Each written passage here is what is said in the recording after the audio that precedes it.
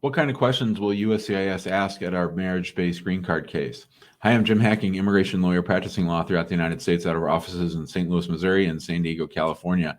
Today's going to be a little bit of a strange video. I'm actually going to go over the I-130 petition with you to sort of give you a roadmap of the kinds of questions that you might hear at a USCIS interview when your foreign-born spouse is applying for a green card based on their marriage to you. And so I have a empty I-130 that I'm going to go over little by little with you on this video to sort of give you a sense as to the kinds of questions that an immigration officer might ask when it comes to demonstrating that a relationship is valid. So let me go ahead and pull that up.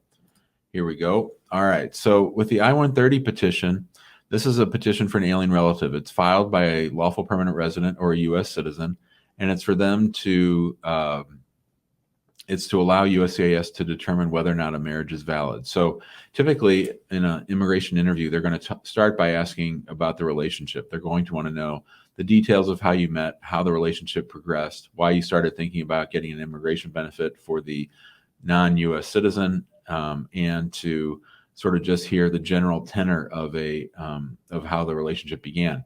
We just covered in a couple other videos, sort of the ins and outs of demonstrating the marriage, but in this video we're going to go over the actual form. So they'll start by verifying who you're applying for. They're going to want to know who is the petitioner, and that's the U.S. citizen or green card sponsor. They're going to ask for your full legal name. They're going to ask for any other names that you've used. They're going to inquire into where you were born and demonstrate that you are a U.S. citizen or a green card holder. That's one of the requirements in order to be able to file a proper I-130 is that the petitioner has to already be a U.S. citizen or a green card holder. They might want to know how the person became a citizen. If they were born in the United States, obviously that sort of takes care of that. If they naturalized, they're going to want to know how the petitioner obtained their lawful permanent resident status. Did they get it through asylum? Did they get it through work? Did they get it through a prior marriage?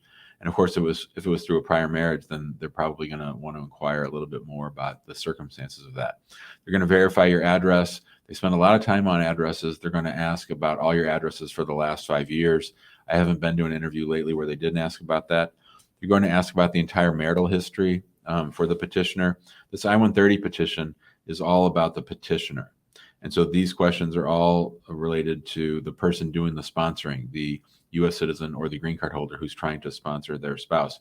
They're going to ask about marriages. They're going to ask about divorces. They're going to want to see original documents related to that, your marriage certificate, your divorce decree.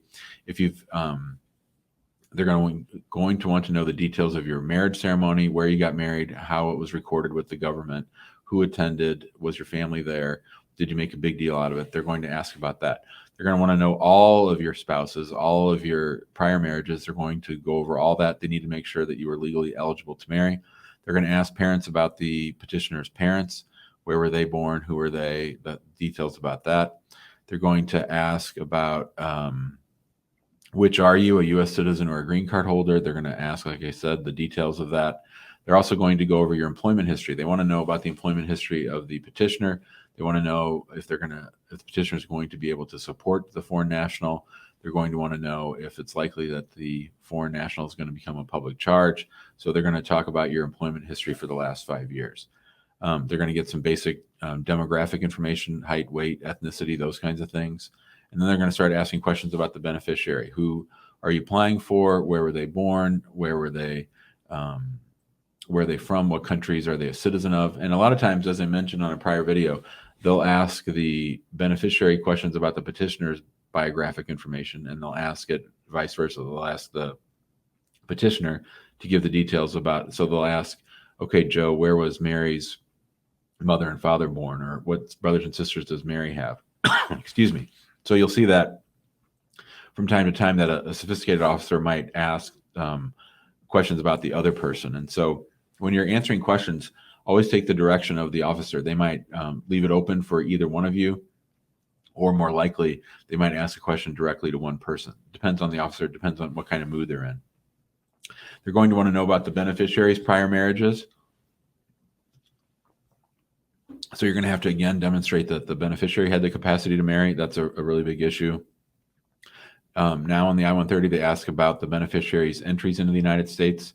They want to know what classes of admissions they've had, whether they entered on a visit visa, a J1 visa, or anything like that. They're going to ask about the beneficiary's employment information. Where have they worked? And of course, if they've worked in the United States without authorization, they're going to want to know about that. And of course, as always, you want to be honest about everything with that, but especially with employment, because that's someplace where people sometimes lie when they don't need to. Because if you are married to a U.S. citizen and you've worked without permission, then you would be forgiven for that. All right, so they're also going to ask about prior petitions that you filed. They want to know if you're a serial filer, if you've given immigration benefits to another person. They're going to look at your case more closely. They want to know where the beneficiary is. Of course, the I-130 petition is also used for overseas cases, so the answers and the structure of the questions are different. Obviously, you don't usually have an interview on an I-130 if the beneficiary is outside the United States, although we do sometimes have those. They're going to go over the application itself. They're going to make sure that that's your signature on the form. They're going to show you the I-130 and say, hey, is that your signature? And you'll probably say yes, hopefully, and then that should be it on the I-130. As long as they're satisfied with the petition, that's usually the range of questions that you'll hear, the kinds of things that I just talked about. That's what usually happens at an I-130 portion of the interview. You know, after that, you're going to switch over. They might go to the I-130A, which is biographic information about the foreign national, but usually they get all that during the I-485. So we'll do another video about the I-485 and about the questions there. We'll actually probably break it up into a series of videos because that's a lot. As I mentioned, when I first started doing immigration, that was a 4-page form or 6-page form. Now it's a 22-page form, and it's split down the middle. So we'll go over those questions and those topics in a future video. In the meantime, if you have any questions, give us a call, 314-961-8200. You can email us at info@hackinglawpractice.com. Be sure to join us in our Facebook group, which is called Immigrant Home. We'd love to have you in there. If you want to ask any questions, you can come in there. Subscribe to our YouTube channel so that you get updates whenever I make videos like this one. And make sure that you join us every Tuesday and Thursday on at around noon Central Time. We usually are going live in both those places, our Immigrant Home Facebook group and on the YouTube channel, answering as many immigration questions as we can. So we'd love to see you in there, and I hope you have a great day. Thanks.